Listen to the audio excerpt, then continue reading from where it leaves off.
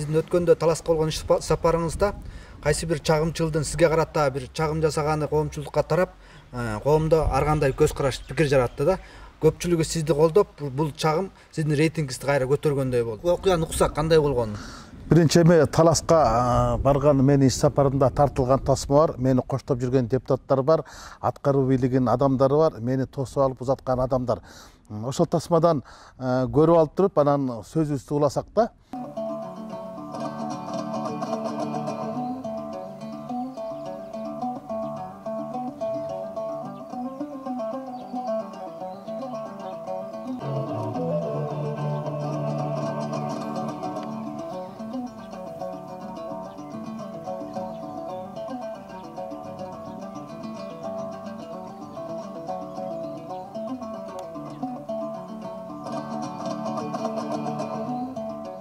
ربنا اتنا في الدنيا حسنة وفي الآخرة حسنة وقنا عذاب النار برحمتك يا أرحم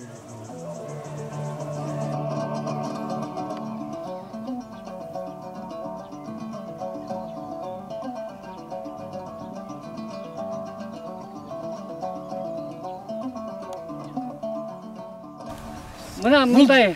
Bismillahirrahmanirrahim. Mına garçavul aile. Bu şeker aile. İlgerten ele bir kalpos bir neme olup yürgen. Anan çiken ayılga gelgende ayıl 10 olsa kendi. Bişkek'e varganda Bişkek şaharız mamleketimiz 10 olsa kendi degen. Başka çet mamleketke varganda Kırgız'ın uşunday önse kendi degen.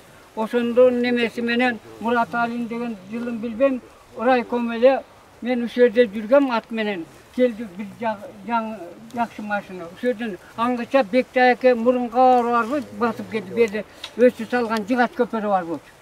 Gel uşerden joluktu. Oşo orayı kamı görsetti terge barışkan yok. Bunu uşerden köperi olsun, nar jağında arsa oldun tam olsun, bir janda şeker aldın tam olsun. Yok kattaşık olsun degen. Muna oşo çikemdin nemesin atkaratugan vakit geldi. Muna elbaşı yer iyisi olsun bolduңар. Mına ki oşol kut bolsun. Emi uşu köpere östü salıp şu yol salıp berseňer. Çikemdin oşo bir armanı ıntımak bolsun, koşulsun degen şunda arman. Oşonu kiyinki muğundarız atkarışыбыз керек. Mına kasır siler uşu yer yerisiňer, elbaşısıňar. Mına meskil jetdi, vakit jetdi. Mına tet jaktan aylanabız, 7-8 komu. Bu jaktan Koksaydan aylanabız. Bizde el bizde yurtbuz temsilcilerden suranıp atamiz da. Mına aylık bit. Kaldırmak şakir şurubuz. Mına günü Жана Саматович. Bunu janagı Emil Taştanaliyevler жазап ketdi. Proyektin smetli dokumentasyonu жазап berdi. 11 milyon 782 bin so'mдук köpürö mına жерде eкен. Бул аксакалдардын айткан сөзүнүн чындыгы бар. Тетиги жок, жерден машина өтөт. Бирок ал аркы Казакстандын военсовхозуна жол болсо мурун МТФ бар болчу, ошол жакка барчу. Анан бул айыл менен айылдын ортосу мынакей 5 метр. Ушул жерден Una köprüsün жоктугунан мындайна 4 километр же Коксай менен 8 километр айланып жүрөт. Анан бул көпүрөнүн демилгечиси Улуу Чыңгыз атабыз болгон. Туурабы? Чыңгыз атабыз ушул күркүрө мына жерде Айтматтын тегирмени болгон. Айтматтын чоң атасынын тегирмени болгон. Анан ал кишинин демилгесинин негизинде Коксай менен Арчагул кошулса, Арчагул менен шекер кошулса, бул илгерки күркүрө болуштугу өзүнчө бир күркүрө деген шаарчы болот деген аруу тилек менен жүрүп Чыңгыз Төрөкулович ушул ишке ашырып өтүп кетти. Анан ушул эки айылдын эли суранышты. Туурабы? Ушул жерге бир унаа көпүрө болсо, айыл 4 километр, 8 километр айланбай эле бир айыл өкмөтпүз биз. Шекер айыл өкмөтү, Арчагул айылы. Бул биздин караштуу айыл өкмөтү. Мына айылдык кеңештин төрагасы, мына айыл өкмөтү өзү турат. Анан ушул жерге унаанын көпүрөсүн Минтрастын балдары чийип беришти. Анан Урустан Айтбаевич мына аркы айылдан, мына агалары турат. Ошол айтты, ырыс келди, силердин комитет БСДны бүтүргүлө дагы титулга киргизип бергиле, каржысын мен чечип берем деди. Анан эми Дастан Арсбекович мен деле чечип берем деп атыптыр. Биздин негизги ушул эки айылдын элинин өтүнүчү, ушул Айтматовдун өзүнүн өкүнүчү, же болбосо биздин өтүнүч ушул жерге мына 11 миллион сомдук көпүрө экен. Тетиги көпүрө ал айылдын этегинен чыгат да кайта үйдө чыгат. 4 километр жүрөсүңөрбү? 5 километр. Yok. Азыр Деууда 8 километр менен белгилеп. 8 kilometre, 6 kilometre ekan ya. Баян ушундай. Азыр эми өнүктүрүү жылы бул эле региондорду. Мына ошо бизге калган социалдык бир гана объектибиз ушул keçişүү. Бул Минтранстын балансында болгондон кийин жасай албайт. Муну гострой десе. Эми Бул мамлекеттик жанагы курулуш архитектура башчысы. Мынагычы Урмат Курманбекович, бунун ПСДсын Минтранс бүтүрдү. Мына ориентировочная смета стоимость строительства телефону бастай туруп, ар бири немесин бардыгын чийип бүтүрүп койгон мунун. Курула турган көпүрө. Кимисине тапшырма берилсе ошо бүтүрөт да. Могу лескосун чети, анан могу айылга кирип кетебиз. Ошо могу керек. Ооба. Аксакалдардын айткан сөзү, мурунку Айтматовдун айтып кеткен сөзү боюнча муногу жерден 500 метр шекер менен кошулуп туруп. Булар эгерде айлана турган болсо 5 километр бияктан айланат, 5 километр бияктан айланат. Муну кошпой турган болсо 500 метрди кошпой турган болсо шекер айыл өкмөттү. Бу да бул. Ошону теманы эми сиздер мындай идеалдуу карап койсоңор мүмкүн чечилиши мүмкүн. Өскелдичине көтөрөт немеден, комитеттен. Биз колдойбуз. Жол кеңеш эми эл үчүн да. Сиздер колдоп бергиле, анан кийин нар жагы бюджетке кетсин, анан өкмөткө барсын, анан кийин эми анан элдин чечими чыгып калат деген ойдо. Чикең аткарылбай калган максаты. Колумуздардан келсе, Чикең үчүн аткарылбай калган максатты аткарып берсиңерчи. Bir dua kılalım. Amin. Bismillahirrahmanirrahim. Malmaktalar Allah olsun, Peygamberimizin üyelerine, sağlıklarına salam salavatlar olsun. Uşu Kırgız memleketimiz önü yakşı memleketten olsun. Buna el başı olgula, yer yesi olgula, eldin göy atkarıcıdan bolgula, üyüngöze yakşılık bala çakalı olgula, daima eldin şunday işlenimine tolgula. Sizlerinde tilegeningер бар, tilegeningерге жеткиле. Şu eldin göy atkarıp, el başı, yer başı olup durup, son birlikte yürüyoruz. Amin. Allah razı olsun.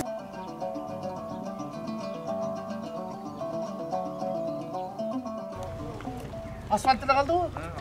Үстүнөн эле неме асфальт. Бул жактан жеректе суу пайда болсун. Азыр эми тиги кар жауып башталса эле быйыл бүтүрөсүң. Көп жумуш бүтүп. Ал жерде стелла болот. Бетону куюп койгон үстү жагы бар. Үстү жагы. Бу жерде жана неме болот? Турналар да. Эрте жазда турналар болуп, бийик болуп турналар, анан китептин эмеси болот. Бу жерде Айтматов тайкел болот, анан могу жактын баардыгы газон, тетик жер автоунаа жоготчой аркасы болот. Газон кетет. Эки четинде кармандар. Манастын ордосу бар. Анан 40 чоросу менен турат. Чыңгыздын ордосу жок, Чыңгыздын айкелин тургузуп, ордосун тургузуп, анан анын 40 карманы бар. 40 чыгармасы бар. Ошондой эле негизде деп турган Чыңгызда деп турган 40 карманын баардыгын жолмо-жол турат. Жамиля турат, Исмайыл турат, дагы Танабай турат. Танабай турат. Биз баардыгын Султанмураттын баардыгы 40 карманы туруп анан бияк келет деп жанагы Поштальон. Манас ордосу болбодук кетти менен. 40 чоросунда болтуруп бир 40 карманга отурмаса, бул туризмди өнүктүрүүгө дагы Манас ордо, Чыңгыз ордо деп. Мына ортодогу бүгүн силер көрүп келген жолдо конуп калат эле. Туристтик бир маршрут болуп калат эле. Анан ушул башталган иш ташталбаш керек эле. Эки премьер-министрликтен убадасын берди. Бардыңар, көрдүңөр да. Быйыл бүткөрүп, бирөөстө убадасын берип атат. Анан убада менен убаданын айырмасы бир эле тамга ды менен ыры. Булар убада бердиби же убара бердиби, аны убакыт көрсөтөт. Анан ушул иш башталгандан аягына чыккан орто жолдо калып калганда сурагандардын айткандан дуялып калдык акыркүндө. Токтоп калды анан, токтоп калды бул. Иш башталгандан уланып кетиш керек эле да. Колдоп берсеңиздер бол бүтөт да мынакей. 100 жылга чейин бүтүп калса деген ниетибиз бар. 95 чейин бүтүп калса гана. Дүйнөдүн бир кантан азалып чыккан ишине келгенде ушул тартылып калып атат иштин баары. Быйылкы жылы каржылап бүткөрүп койсун. Эми 2 жылга кечигип кетти бул проект. Анан эмки жылга калап турган болсо, бул жак урап баштайт. Токтойт, чекер урап баштайт, токтойт барат. 100 жылдыкка бүткөрүү болчу. 100 жылдыкка мына жакта 7 жыл калат. Ошол үчүн аракет керек. Эми бул жерде Сооронбай Шарипов премьер убагында баштаган экен. Эми ал киши азыр президент. Эми кулагына кайра айтып, муну бүтүрүш керек да. Жок, колдоо көргөзүп коюңуздар депутаттар. Биз комитеттен чечим чыгарып берели. 18-жылы август айында 17-синде чогулуш болгон. Анда Сооронбай Шарипович премьер-министр болчу. Ошондо Ырыскелди укам туруп айткан, өкмөт жазабаган, район жазабаган, область жасабаган жумуштун бүт баарын мына Сейдак Баракем 15 гектар жердин баарын трансформация айлык албай бүтүрүү деген. Ошондо 3 жолу айткан, рахмат агай, рахмат деп туруп. Эми буюрса баары туруп келатат. Скетчневич. Ногу чоң жолдончу, чоң жолдон. Жанагы Үрсөбекер ачыгар го. Жумайыл. Не Жумайыл ачы? Ошо менен эмнеге 3 көпүрө курат экенбиз. Бекет жанагы. Ошо 3 көпүрө кылсак, туура түп жанагы Манас ордогундай болуп түп болот экен. Анткени могу дамба да. Мына көлч, жолчу келатканчы. А кийин бусерч. Кийин арамне Чыңгыз ордого келаткан жолду жыл деле дамбаны тазалай берсе, бузула берсе, ана ушул жака көчө сөкүп атат да. Туура эле го дейм. Айлык бут кандай карасыңыз? Туура эле? Туура эле деп атабыз. Чыңгыздын жүгүн көтөрүш керек болуп атыр. Ушуну жалпы суранып атат.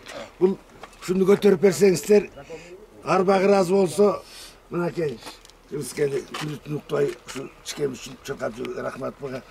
Ушу арбагы колдоп, эмки сасып да, баары деп колуна кана бата берейик. 1 2 3. Эми бир жолу. Дай бир жолу. Демек, сизге болгон чагымды кол салууну бийликтин кутуму катары эсептесек болобу? Албетте, эми ошол жерде райондун жетекчиси, укук коргоо органдарынын бардык мамлекеттик жетекчилер, жергиликтүү жетекчилер жүргөндөн кийин бул атайын жасалган кутум экенин мен билип эле турам. Аны мен эмес, бүтүндөй таластын эли билип атат. Мен таластын ушул учурдан пайдаланып, ушу 4 күндүн ичинде 4000ден ашык адам ар кандай мына кайрылуулар жазып, кубат айтып, көңүлүмдү көтөргөнгө аракет кылышты. Бирок мен анчалык деле көңүлүм чөккөн жок. Мен анчалык эске ала турган, же болбосо көңүлүм кала турган нерседер болгон жок. Мен эл алдындагы өзүмдүн аброюмду, кылган кызматымды жакшы билем. Маселен, мени канчалык ал жигит жамандабасын, канчалык менен таласка керегим жок экенин айтпасын. Маселен, мен 4 жыл депутат болдум. Мына 5-жыл болуп атат. 4 жыл депутаттык ишмердигимдин ичинде мен 4 жыл катары менен жылдын эң мыкты депутаты деген өкмөттүк дагы өкмөттүк эмес уюмдардын массалык маалымат каражаттарынын сыйлыктарын алдым. Буга менин сыйлаган гезит журналдардын бардыгы күбө. Андан башка Кыргызстандагы эл аралык уюмдар, өкмөттүк эмес уюмдар өздөрү дагы сурамжылоо жүргүзүп, былтыркы жылы Кыргызстандагы 5 депутатты эң демократ депутат атады. Ошолордун сап башында мен турдум. Экинчи Жанар, Эльвира Сурабалдиева, Дастан Бекешев, анан Алмамбет Шыкмаматов болду. Тастыктап айта турган болсом, Newscage деген 1 миллиондон ашуун өзүнүн жазуулучусу бар Кыргызстандагы эң авторитеттүү портал бар, маалымат агенттиги. Мына ошолор 7 областты түрө кыдырып, 7 областтын элине сурамжылоо жүргүзүп чыкты. Кайсы партияга, кайсы адамга эмки шайлоодо добуш бересиз дегенде, ошол жыйынтыгы боюнча 7 областтын ошо Момбековдун рейтингин аташты, жана СДПК партиясына аташты да. Булардын бардыгы мен ойлоп тапкан нерсе эмес. Бунун бардыгы менин жерлердеги эл алдындагы өз милдеттерин так аткаргандыгын айтат. Анан эми мен бунун үчүн мен актаныш үчүн айткан жокмун. Мен буну мактоо үчүн айткан жокмун. Мен буну тактоо үчүн айтып коеюн дедим. Эми канчалык болгон күндө деле эртеңки шайлоо, же болбосо жөжөнү күзүндө санайбыз дегенден кийин добушту 100 күндө санайбыз. Эми мен ага териккен жокмун. Мен ал мага жамандык каалаган адамдардын баарына мен амандык каалайм. Байдылда Сарногоевдун бир куплети бар да, ал мени итсиң деди, итмин дедим, тек гана терикпестен күлүп туруп, не кылам, жаман айтып, жакташып, мен анан ит экенин билип туруп депчи. Мен ушул Байдыл атабыздын ыры менен жооп берет болчумун. Анан казактардын акылманы, даанышманы, түрколог, коомдук ишмер, революционер Ахмет Байтурсун уулу деген бар.